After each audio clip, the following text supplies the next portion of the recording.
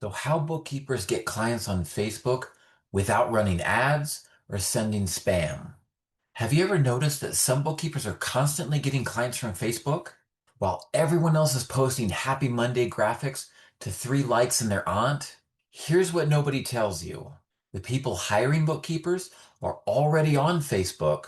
The problem isn't finding them. The problem is that most bookkeepers use Facebook like a billboard when they should be using it like a networking event.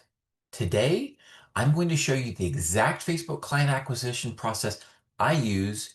No ads, no complicated funnels, no dancing on TikTok, no sending 500 spam messages and getting blocked by half your city.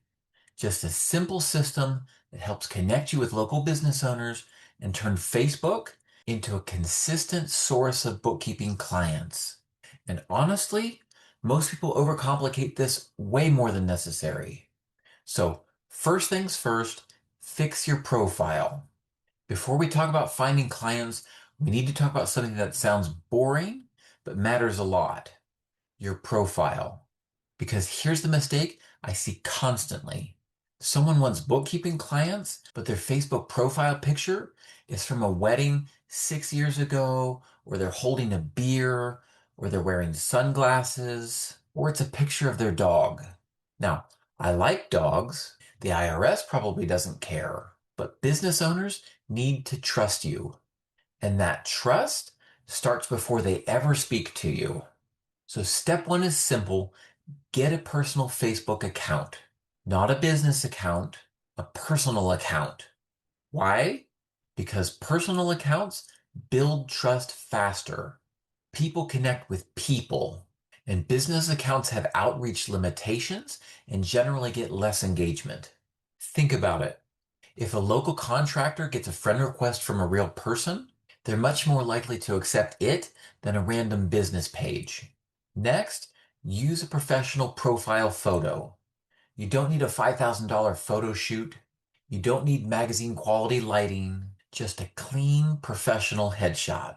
Smile, look approachable, look like someone who can be trusted with financial records. That's it. No drinking photos, no party photos, no living my best life in Cancun profile pictures. You're trying to look like a professional bookkeeper, not a contestant on a reality show.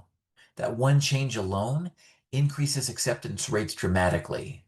And that's important because the next step depends on people actually accepting your requests. Part two, finding business owners. Now let's find the people who actually need bookkeeping. And this is where most people go wrong. They join bookkeeping groups, they join accountant groups, they join QuickBooks groups, which is basically the equivalent of opening a pizza shop inside another pizza shop. Everyone is selling, nobody is buying.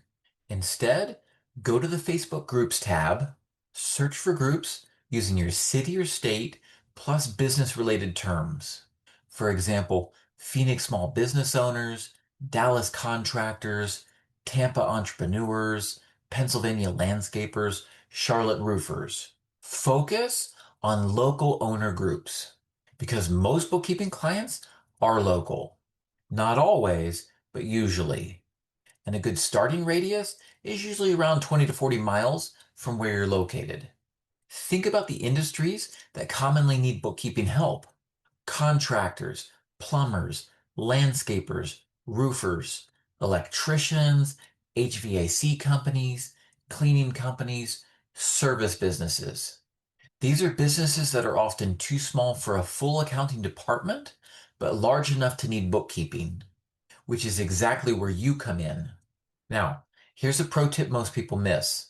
When you join a group, open the members list, browse the members, click members, see all, click on members with things in common. Facebook often makes it easier to connect when there are mutual connections or shared groups. Now start looking for owner signals and profiles. Keywords like owner, founder, CEO, president, contractor, managing partner, operator, business owner. These are clues. You're trying to identify decision makers. Not employees, not vendors, not random people, actual business owners. And here's the annoying part: scrolling, lots of scrolling. And this is where people quit. But here's what nobody tells you: you don't have to manually scroll forever. Many people use trackers, spreadsheets, Control F searches, or automation tools to keep track of profiles they've already reviewed.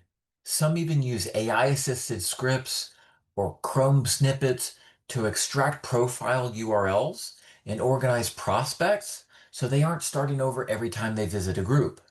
The goal is efficiency. You want to spend time talking to people, not endlessly scrolling through the same member list. Part 3, build your network. Now that you've found business owners, it's time to send friend requests. And this is where people become weird. Don't become weird. You don't need to send 500 friend requests in a day. And in fact, that's probably one of the fastest ways to create problems with your account. Start slow. Gradually increase volume as your account grows naturally. Send requests consistently, over time, instead of trying to force everything into a single afternoon. Another important habit: delete old unanswered friend requests periodically. If someone hasn't accepted after a week or so, clean things up and move on. There are plenty of business owners out there. You don't need to chase everyone, and in fact, you probably don't even want every client. Because the goal isn't to build the largest friends list. The goal is to build the right friends list. Business owners in your target market, business owners in your local area, business owners who could actually become clients. And quality beats quantity every single time. Part 4, engage before you pitch. This is the step that separates professionals from spammers. And honestly, it's a step I see so many people skip. They send a friend request, it gets accepted, and 15 seconds later, "Hi, I'm a bookkeeper. Need bookkeeping?" Immediate delete, maybe block, definitely annoying. Instead, engage first. Be polite, be positive, be professional, be sincere, encourage people, compliment genuine accomplishments, ask thoughtful questions, comment on posts, support their business. Not fake engagement, real engagement. If a contractor posts pictures of a completed project, say something meaningful. If a landscaper shares a before and after transformation, compliment their work. If someone talks about a business milestone, celebrate with them. This is networking, not prospecting, at least not yet. And for me, here's where having a tracker becomes incredibly useful. A tracker lets you see who you've engaged with, how often you've engaged, when you've connected, how long it's been. Could you just set a timer for 30 minutes a day and hope for the best? Sure, but not everyone posts regularly. And a tracker helps you stay organized and prevents people from falling through the cracks. The goal is simple: engage consistently for about 30 days. Not because 30 is magical, but because relationships take time, and trust takes longer than most people think. Now, quick side note on Facebook posts: what to post, how often to post, what time of day, and so on. One thing I see bookkeepers get wrong is turning their Facebook profile into a nonstop bookkeeping commercial. Nobody wants to be sold to every day. Remember, people hire people they know, like, and trust. Most of your posts should just show that you're a normal human being. Share photos from a family trip, a weekend hike, your kid's soccer game, a great restaurant you've tried, or something funny that happened during your day. Let prospects see the person behind the business, then strategically sprinkle in bookkeeping related content when it makes sense, around tax season, year-end planning, quarterly estimated tax deadlines, 1099 season, or when there's a common QuickBooks issue business owners are dealing with. A good rule of thumb is 80 to 90% personal and relationship building, 10 to 20% business related. The goal isn't to constantly remind people you're a bookkeeper. The goal is that when people eventually need a bookkeeper, you're the first person they think of because you've been consistently visible, helpful, and human. Part 5, make a simple offer. After you've connected, after you've engaged, after you've built familiarity, now you can reach out. And here's the biggest surprise. The message you send should be boring. Seriously, most people ruin this step by trying to sound too clever.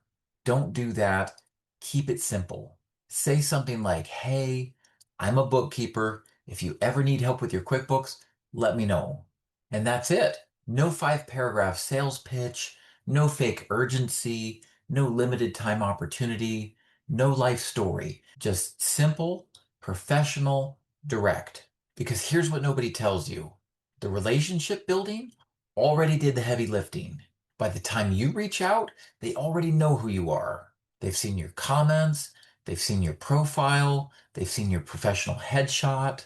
You've established credibility. Now you're simply letting them know what you do, and that's often enough. So let's simplify the entire strategy. Step 1, get a personal profile account and use a professional headshot. Step 2, join local business owner groups and identify decision makers. Step 3, send friend requests consistently and build your network. Step 4, engage genuinely for about 30 days. And step 5, reach out with a simple message letting them know you're a bookkeeper. That's it. No complicated funnels, no expensive software, no ad budgets, no social media hacks, just networking. And the funny thing is this strategy works because it's basically how humans have always done business. Meet people, build trust, stay visible, be helpful, let them know what you do. Many bookkeepers skip the trust part and wonder why nobody responds. The ones who understand relationship building, those are the ones quietly filling their client roster while everyone else is chasing the latest marketing trend. And now you know exactly how they do it.